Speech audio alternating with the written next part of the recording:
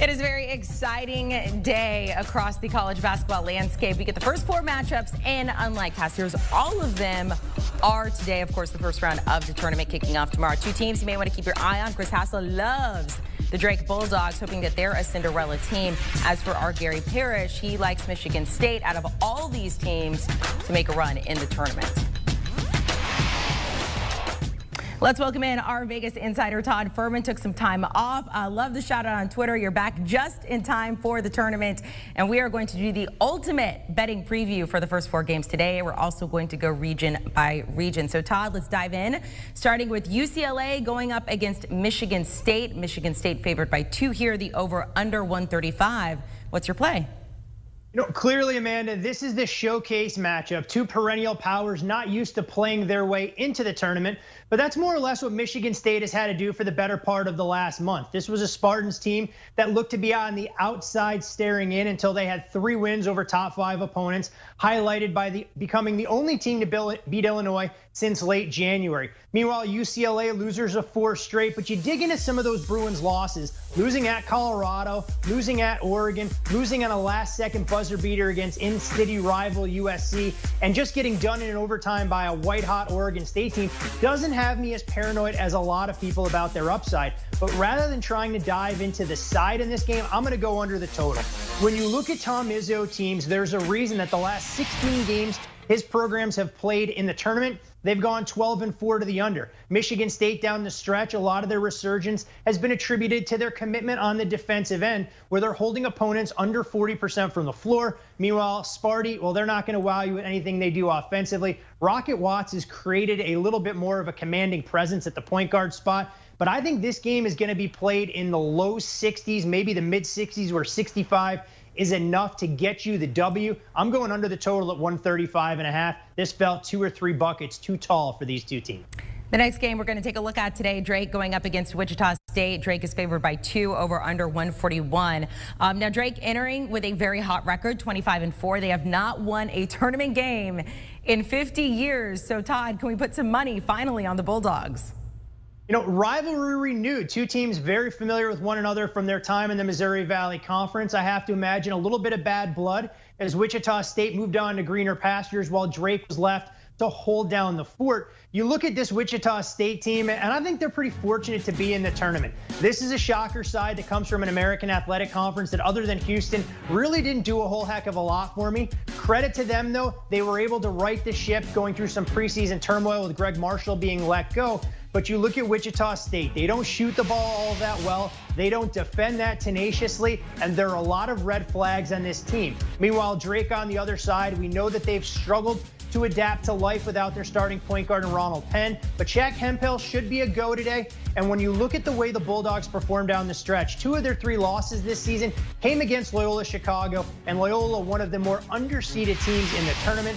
There's a reason that we saw Wichita State open as a short favorite. Number has moved to Drake minus 1.5, too. I'm on the Bulldogs here, but considering we missed the number, I'd feel more comfortable betting them on the money line. I think they move on to take on USC in the round of 64. All right, take that note. That line is moving, as Todd said. Now Drake minus 1.5. It was 2 there. All right, the third first 4 game we're going to talk about here: Norfolk State versus App State. App State favored by 3.5. The over under 133.5. What do you like here? Well, Amanda, I'm a little disappointed in the committee, honestly. Why not put Michigan against Appalachian State in the 116 matchup to create a little football parallel? But when we look at this particular game here, App State has gone through a variety of different seasons, and you can almost figure them out in patches. This is a team that lost 5 out of 6 at one stretch. You weren't quite sure where they were going to stack up in the Sun Belt. Ultimately, they were able to right their ship. And when you look at guys like Adrian Delph and Justin Forrest, they're more than capable of being the kind of dynamic scorers you need to win in this setting and maybe put a scare into a #1 seed. Meanwhile, Norfolk State, one of the things that they do so well is shoot the ball from the outside. Top 40 in the country from beyond the arc. but I'm real skeptical of the resume they've been able to compile against MEAC foes. Again, this is another number that opened at Pick'em, and I'm fully on board with the line move here. I think Appalachian State wins and covers, but shop around. 3 won't be the best of the number, of course, but at the same time, I'm even starting to see some 3.5s out there. All right, App State to cover there. Finally, let's talk about Mount St. Mary's going up against Texas Southern. Mount St. Mary's is the favorite here, just slightly, just by 1. The total here, this is also fluctuating a little bit. Last check, it was 133. You can let us know if that's changed as well. So who do we go with here? I think Mount St. Mary's is the play. Again, they opened as a short underdog. They moved to a favorite, but I don't think that should scare anybody off the Mountaineers and what they're capable of doing. This is a more balanced team than what they're going to encounter in their opponent in Texas Southern. When you look at Texas Southern, so much of what they've done this season has been in the interior. Well, the problem is you're going to run into a Mount St. Mary's team that plays extremely slow. They're the second slowest team in the tournament, not named Virginia. And when you look at how they perform from a points per game defensive standpoint, this team is going to contest every single shot at the rim. I'm not sure Texas Southern offers enough from the perimeter. This is a team that so much of what they do comes off of second chance opportunities. I believe this game will be played at a snail's pace. I like Mount St. Mary's to win. Hard to lay points, even if it's only 1, with a team you know that might be lucky to get to 65 on their best days. Todd, tomorrow is one of my favorite days of the year where no one gets any work done whatsoever. So let's get some bets for tomorrow because we know what everybody's going to be doing. They're going to be watching the games. Let's go region by region here, and let's start with your best bet in the West. So for me, I actually want to pick on Hassel a little bit. So you might have to hand him a tissue here because I'm going to make a case for Grand Canyon as a 14.5-point underdog against his beloved Hawkeyes. You look at what Bryce Drew has done down there, taking over for Dan Marley, done an outstanding job. And the one thing that Grand Canyon brings to the table that most mid-majors don't is a pair of twin towers in the middle that I think can use their 10 fouls against Luka Garza. This is also a Grand Canyon team that plays extremely slow. They're the bottom 20% of all Division I programs. And when you're talking about getting this many points in a game where possessions will be limited, I think it bodes exceptionally well. Meanwhile, when I talk about the Hawkeyes, this is a team with a very high floor, but in my opinion, a low ceiling. Luka Garza is going to be a matchup nightmare, but if Grand Canyon can extend the perimeter and at least neutralize some of the damage from Jordan Bohannon and Wieskamp, I think they have a chance to keep this game in single digits and maybe even put a little bit of a scare into the Hawkeyes. How about what money line sprinkle? Is he going to put a little money line sprinkle on that? You know what? We may have to go head to head. I'm sure you and Amanda have some Pringles hanging around the studio you'd like to put on the line against me in this one.